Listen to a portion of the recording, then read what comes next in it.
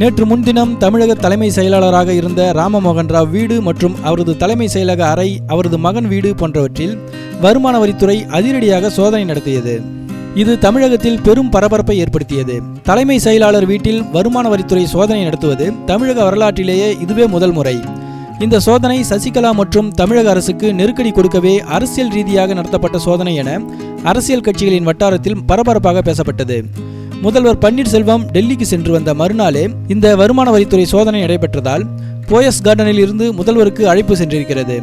இதனை அடுத்து இரவு 10 மணிக்கு போயஸ் கார்டன் சென்ற பன்னீர்செல்வம் அதிகாலை 4 மணி வரை சசிகலாவுடன் ஆலோசனை நடத்தியுள்ளார். இந்த சந்திப்பின் போது புதிய தலைமை செயலாளர் நியமிப்பதில் இருவருக்கும் இடையே கருத்து வேறுபாடு எழுந்ததாக பேசப்படுகிறது. சசிகலா தரப்பில் இருந்து சிலரை பரிந்துரைத்துள்ளனர். ஆனால் முதல்வர் பன்னீர்செல்வம் அதனை ஏற்க மறுத்துவிட்டு பாஜக மற்றும் அதிமுகவினரால் ஏற்றுக்கொள்ளும் கிரிஜா வைத்தியநாதனை தேர்வு செய்தார். புதிய தலைமை செயலாளர் நியமனத்தில் தன்னுடைய பேச்சை பன்னீர்செல்வம் கேட்காதது சசிகலா தரப்புக்கு அதிர்ச்சியாக உள்ளதாம்.